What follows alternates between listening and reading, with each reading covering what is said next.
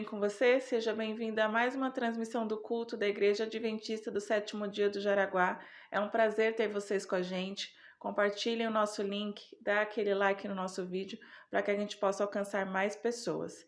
Retornamos aos nossos cultos online, então durante todo o mês de julho nós não teremos culto presencial, apenas a nossa transmissão aqui no canal do YouTube. E é um prazer ter você com a gente. Neste mês de julho nós teremos o pastor Tiago Evangelista. Ele vai trazer uma série de domingos falando sobre como melhorar seu relacionamento com Deus. A gente já tem aí mais ou menos uma noção, né? Mas ele vai trazer grandes mensagens abençoadas para a sua vida, para que você possa ter um relacionamento mais íntimo ainda com o Deus detentor da sua vida, que tem te sustentado até hoje. Ficamos com o louvor do nosso ministério.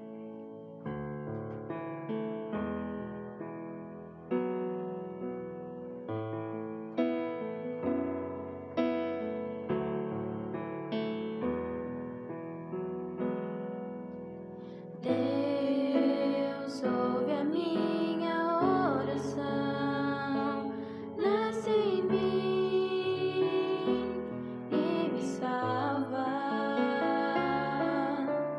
Deus ouve a minha oração, nasce em mim e me salva. Nasce em mim, nasce em mim, nasce em mim, apaga o meu pecado. Nasce em mim, nasce em mim, nasce em mim, salva a minha vida.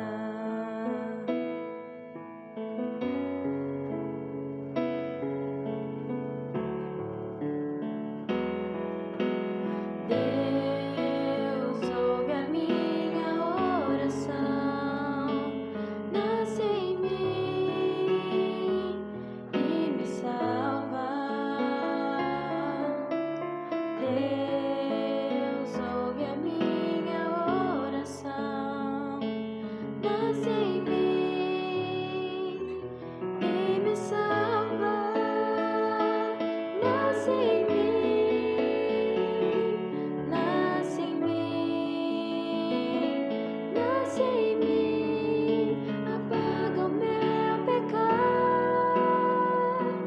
Nasce em mim, nasce em mim, nasce em mim, salva a minha vida. Nasce em mim, salva a minha vida.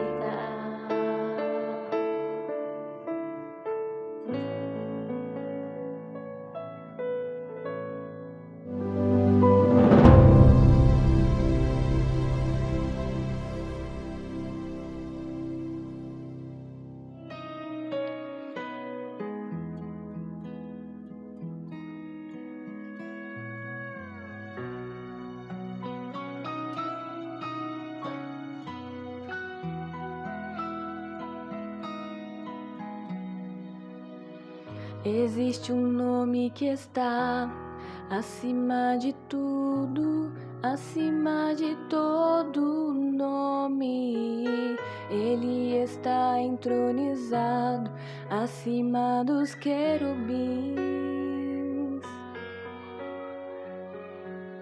Diante dele se curvam terra e céu, sustenta todas as coisas com seu poder maravilhoso. Nome não há outro igual, não há. Nele há autoridade e força pra vencer. É o nome que faz o inferno estremecer. É o alfa e o ômega, o princípio e fim. É o verbo vivo, pão da vida e bom pastor.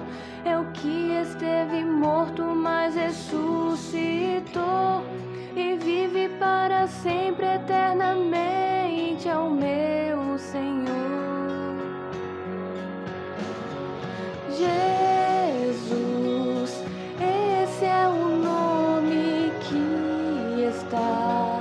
sobre todo nome. É o Rei da glória, digno de louvor, é o meu Salvador, Jesus. Esse é o nome que está sobre todo nome. É o resplendor da glória do Pai, expressando o amor do Pai, e não há outro igual ao doce nome de Jesus.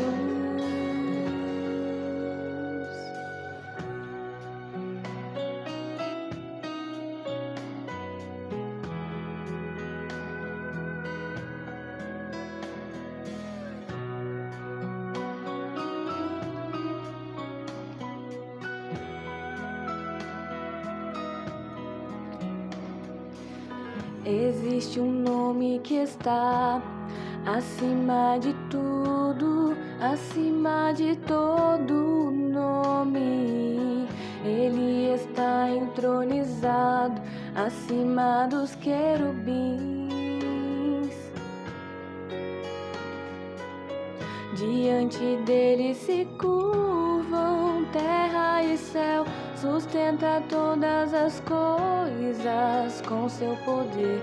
Maravilhoso nome, não há outro igual, não há, não há. Nele há autoridade e força pra vencer. É o nome que faz o inferno estremecer. É o Alfa e o Ômega, o princípio e fim. É o Verbo vivo, pão da vida e bom pastor. É o que esteve morto, mas ressuscitou e vive para sempre, eternamente. É o meu Senhor. Jesus, esse é o nome que está sobre todo nome. É o Rei da glória, digno de louvor, é o meu Salvador, Jesus. Esse é o nome que está sobre todo nome. É o resplendor da glória do Pai, expressão do amor do Pai, e não há outro igual ao doce nome de Jesus.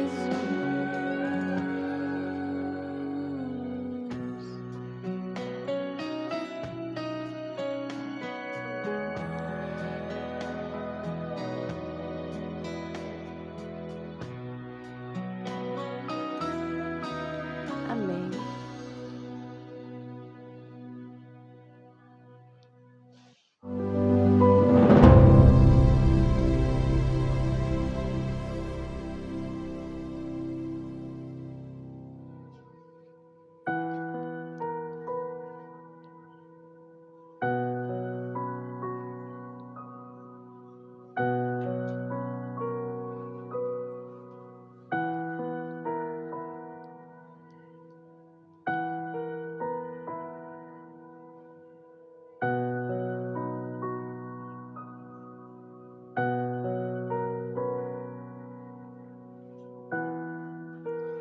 Sonho com o dia em que a dor não existirá.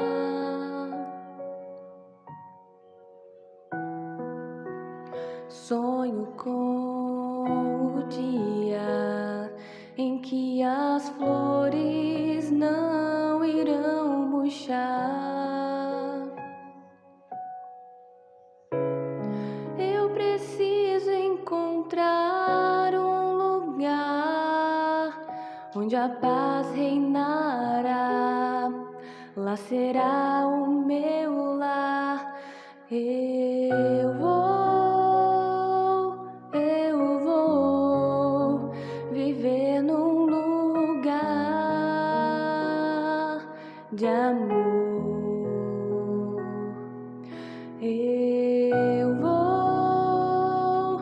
Eu vou viver com Jesus,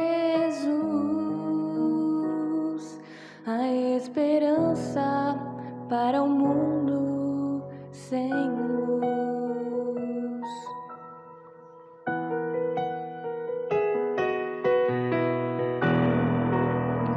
Vou rever amigos que se foram sem dizer adeus.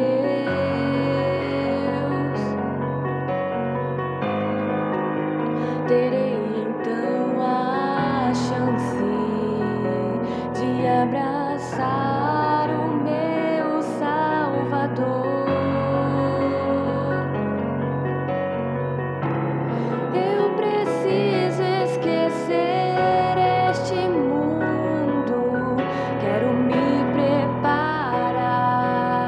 Aqui não é o meu lugar. Eu vou viver num lugar de amor.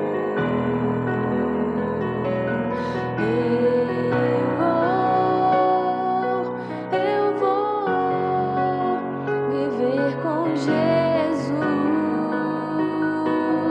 a esperança para o mundo. Eu vou viver num lugar de amor.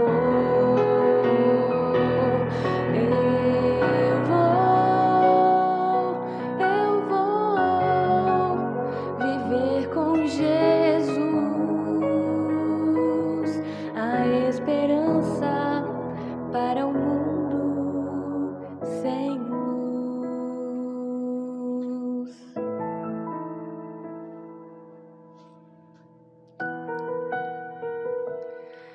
Eu vou. Amém.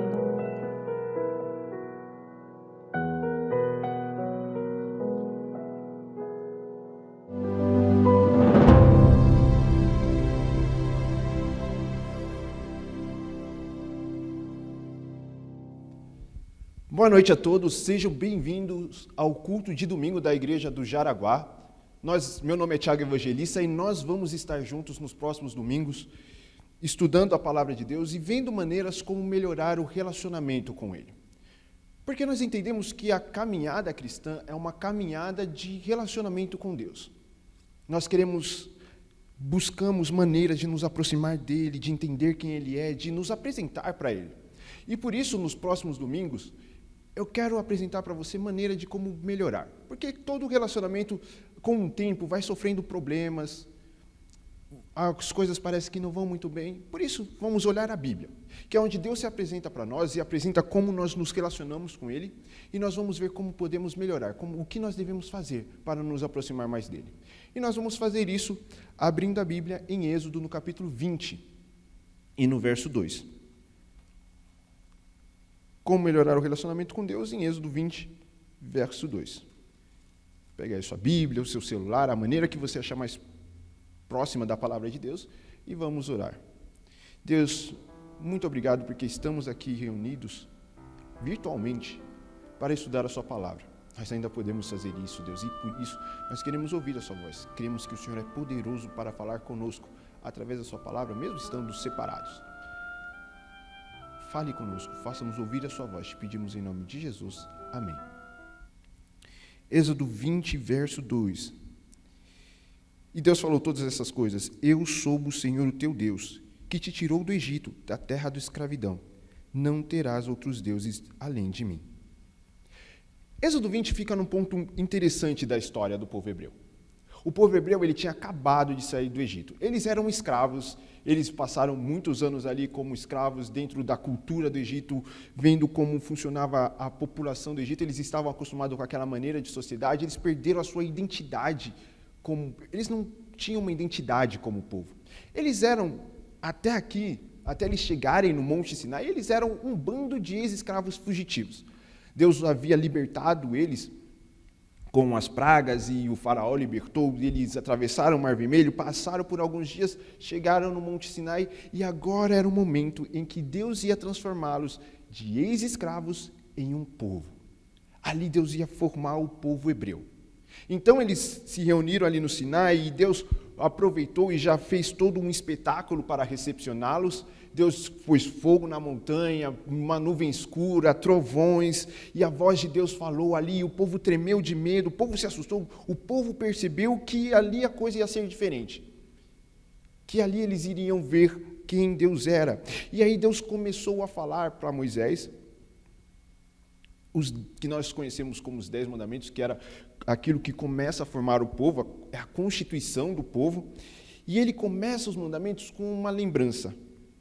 Ele começa, eu sou o Senhor, o teu Deus, que te tirou do Egito, da terra da escravidão. Todo o relacionamento do povo hebreu com Deus teria como base esta ideia.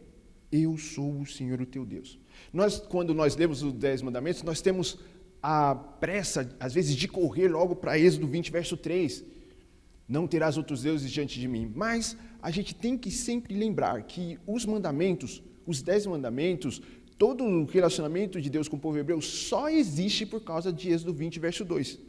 Eu sou o Senhor, o teu Deus, que te tirou da terra do Egito. O povo deveria sempre ter isso na cabeça. Porque foi Deus quem os tirou do Egito. Quando o povo passou 400 anos. E por muito tempo, eles pediram para sair. Eles buscavam maneiras de sair.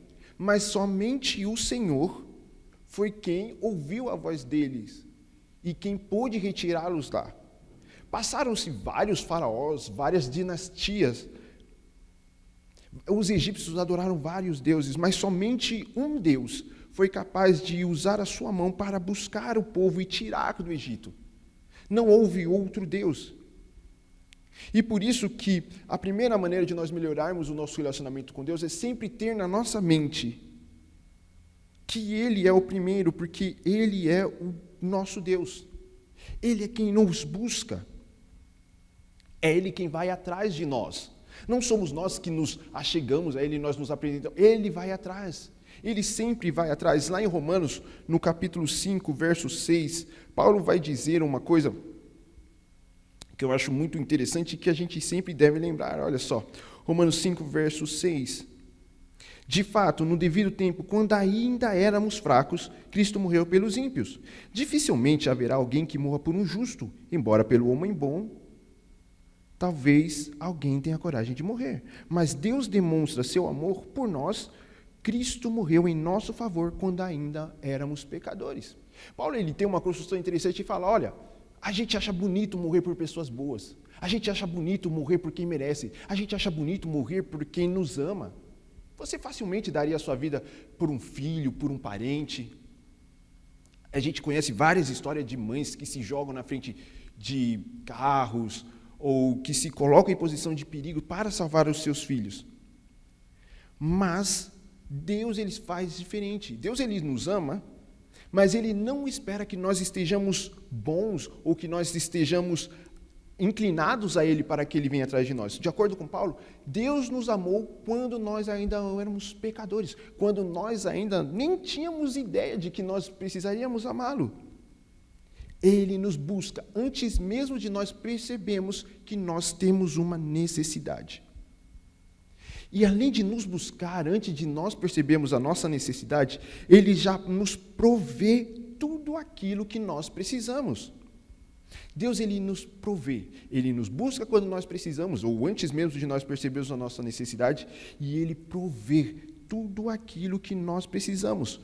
Em Mateus capítulo 7, Jesus vai explicar isso, e Ele fala a seguinte coisa, peçam e lhes será dado, busquem e encontrarão, batam e a porta lhes será aberta, pois tudo o que pede, recebe, o que busca, encontra, e aquele que bate, a porta será aberta.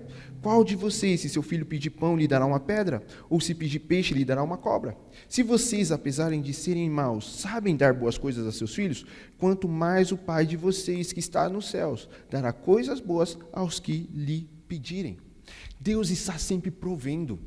Ele sabe o que precisamos, Ele vai atrás de nós e Ele sempre está oferecendo. O Espírito Santo está sempre falando no coração e está sempre oferecendo aquilo que nós precisamos. Por isso nós não precisamos de um outro Deus. Por isso nós podemos ter Deus como o primeiro na nossa vida, porque Ele está atrás de nós. E por que Ele faz isso?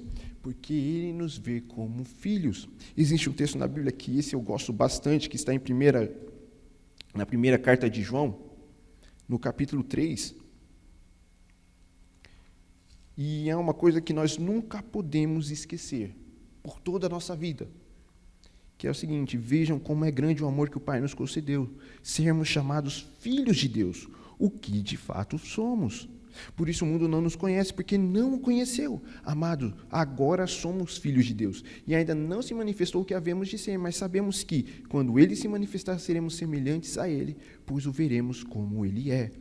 Todo aquele que tem nele essa esperança purifica-se a si mesmo, assim como ele é puro.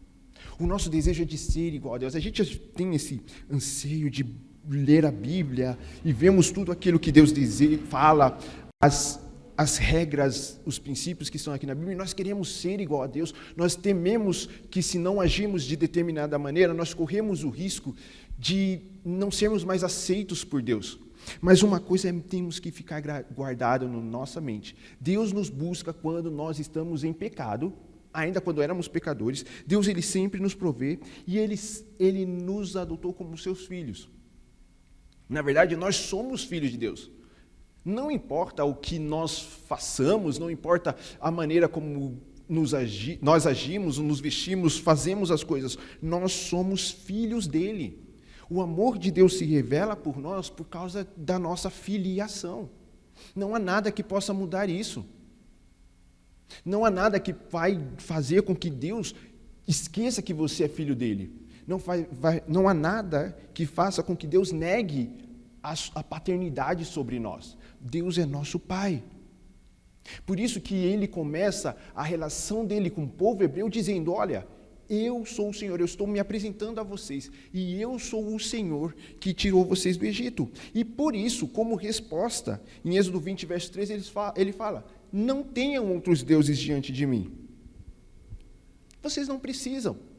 E é justamente isso que ele fala numa oração, que ficou um texto que acabou virando uma oração, e os judeus repetem todos os dias, que está em Deuteronômio, no capítulo 6.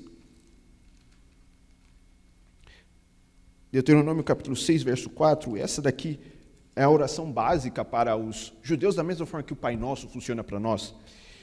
Ele diz assim, Deuteronômio 6, verso 4, ouça, ó Israel, o Senhor, o nosso Deus, é o único Senhor. Ame o Senhor, o seu Deus, de todo o seu coração, de toda a sua alma e de todas as suas forças. E que todas essas palavras que hoje lhe ordeno estejam em seu coração. Ame o Senhor, o teu Deus, de todo o seu coração, de toda a sua alma e de todas as suas forças.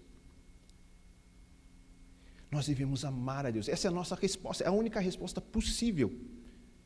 É amar a Deus com tudo que nós somos. Porque quando a gente olha aqui, a construção do verso 5 de Deuteronômio capítulo 6, Moisés fala o seguinte: ame o Senhor, o seu Deus, de todo o seu coração. E quando nós vemos o coração, nós temos que pensar que no período bíblico, eles não entendiam muito bem como funcionava a biologia humana, como nós entendemos hoje. Então, quando ele fala o coração, ele entende que é o centro dos nossos pensamentos. Porque quando nós estamos felizes, o coração bate de uma certa maneira. Quando estamos cansados, o coração bate de outra maneira. Quando estamos tristes, o coração ele reage. Então, como o coração reage às nossas emoções, eles entendiam que o coração era o centro da nossa vida. O coração era o centro do nosso entendimento, era o centro do corpo.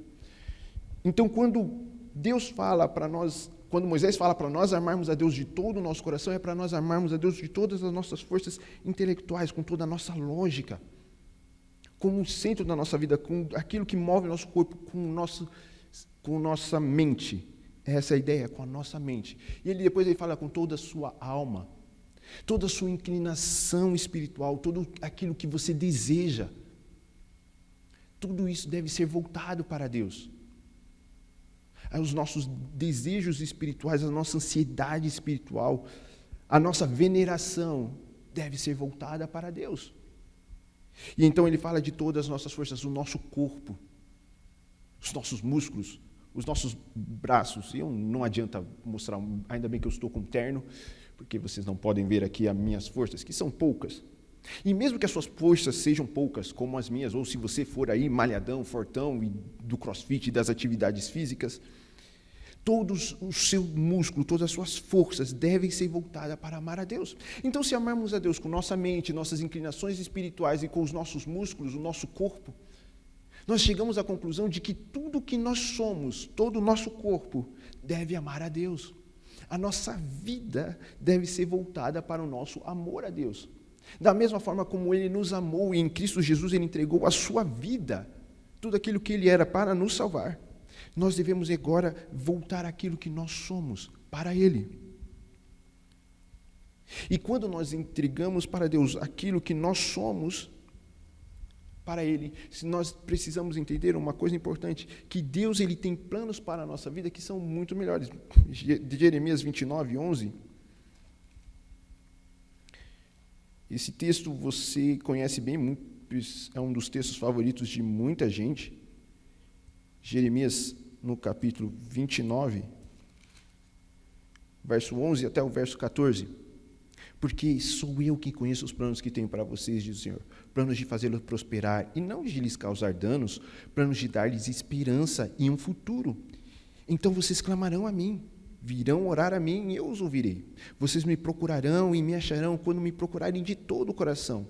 E eu me deixarei ser encontrado por vocês, diz o Senhor. Este é o relacionamento que Deus quer ter conosco. Quando nós entendemos o amor que Deus tem por nós, o fato de Ele ser o nosso Pai, aí nós temos coragem de colocar a nossa vida na mão dEle. Nós não temos medo de deixar Ele controlar a nossa vida, porque os planos de Deus são sempre de nos fazer bem, e são melhores do que o nosso. Em Provérbios, Salomão vai dizer que a nossa mente, nós fazemos planos que parecem direito, mas no final eles levam à morte. Porque a nossa visão é daqui a um dia, nós sabemos, aliás, nós imaginamos o que vai acontecer em um dia. Nós imaginamos o que vai acontecer daqui a algumas horas. E é tudo nossa imaginação, porque nós não sabemos o que vai acontecer. Mas Deus, Ele é onisciente. Ele sabe toda a nossa vida, Ele nos conhece bem, Ele sabe o que vai acontecer daqui a muito tempo. Então, quando Deus vem conosco com o seu plano, é porque Ele já viu o que vai acontecer. Ele sabe qual é o peso das nossas decisões. E por isso nós devemos vir a Ele com tudo o que nós temos, com todo o nosso coração. Porque se nós vamos a Deus com todo o nosso coração, Ele vai nos ouvir. Nós vamos achá-lo. Nós sempre achamos a Deus. Quando nós vamos com tudo o que nós somos. Ele dá tudo o que Ele tem para nos salvar, quando nós ainda somos ruins. E Ele não pede nada diferente. Ele pede que nós demos a Ele tudo o que nós somos agora. Tudo o que nós somos agora, porque é Ele quem conhece o plano que Ele tem para nós. Nós podemos ser tentados a achar que nós precisamos melhorar aquilo, isso ou aquilo, antes de nos entregar a Deus. Mas Deus é quem sabe o quanto Ele pode usar as nossas próprias falhas para nos fazer prosperar. O quanto Ele pode usar as nossas fraquezas para os seus planos. Por isso nós devemos entregar até as nossas fraquezas. Aquilo que nós temos vergonha, devemos colocar diante dEle, porque Ele sabe os planos que Ele tem para nós. Nós não sabemos, Ele sabe. E, finalmente, existe um texto que diz muito bem o que vai acontecer. No Salmo 37, verso 5, esse texto é outro texto bem famoso e que você deve saber de cor.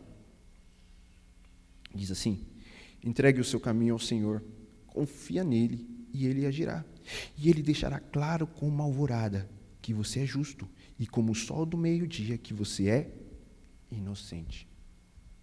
O povo hebreu era um povo de ex-escravos.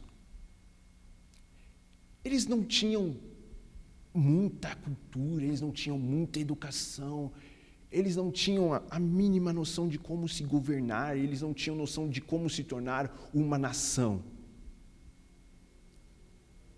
Deixados ali, sob o controle de Moisés, eles estariam largados e viveriam para sempre no deserto.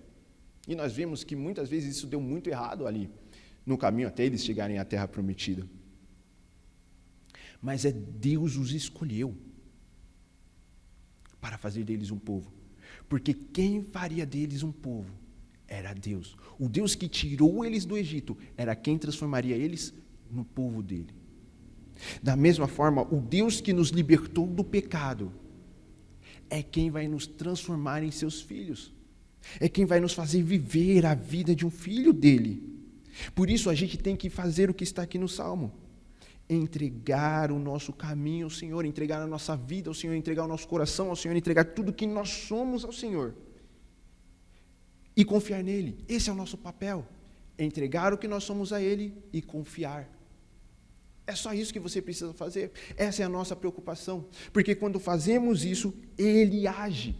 E é legal que no verso 6 diz que é ele quem vai deixar claro, ele que vai fazer notável que nós somos justos.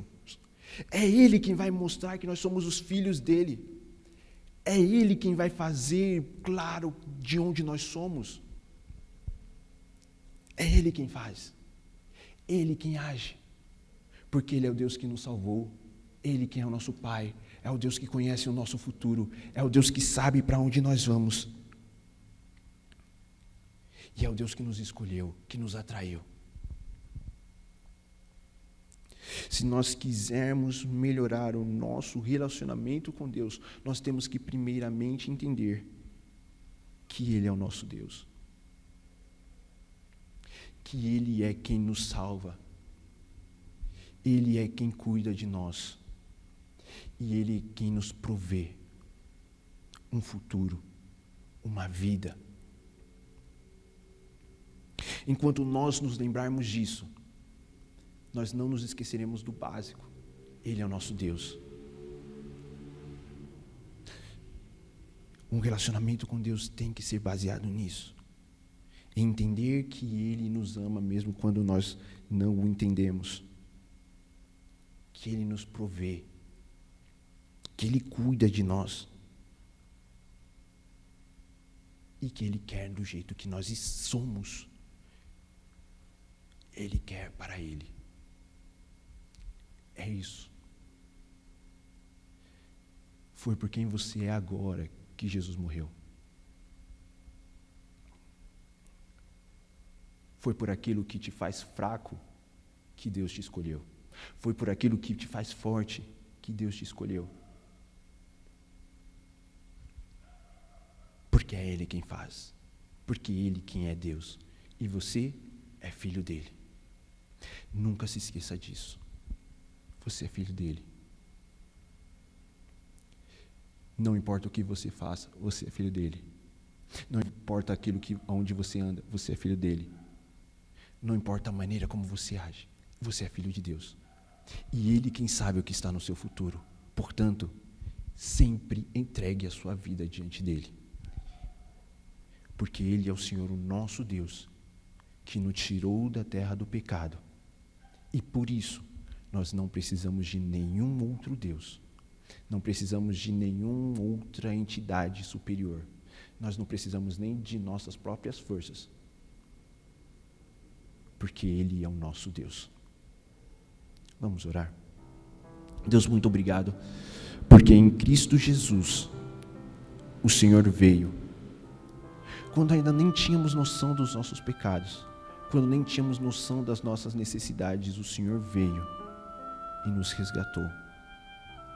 O Senhor nos salvou, nos fez seus filhos, nos fez parte da sua família. E agora, Deus, nós podemos acreditar que o Senhor provê para nós. Se nós entregarmos a nossa vida a Deus, nós podemos ter certeza de que o Senhor vai nos levar por uma vida de prosperidade, por uma vida de acordo com a sua vontade, por uma vida boa. Se somente entregarmos a nossa vida ao Senhor. Deus, nós queremos te pedir nesta noite que o Teu Espírito esteja sempre nos lembrando a cada manhã que nós devemos entregar o nosso caminho ao Senhor e deixar o Senhor agir. Deixar que o Senhor faça resplandecer em nós a nossa filiação. Que nós possamos ser confiantes apenas no Senhor, na sua força, no seu poder, e que não tenhamos nenhum outro Deus diante do Senhor. Que não coloquemos outra coisa diante do Senhor, as nossas necessidades, os nossos anseios, as nossas ideias. Que nada disso, ó Deus, esteja diante daquilo que o Senhor é, o nosso Deus, o nosso Pai, aquele que nos salva, aquele que provê e aquele que cuida de nós. Seja o nosso Deus, hoje e sempre. Te pedimos em nome de Jesus. Amém.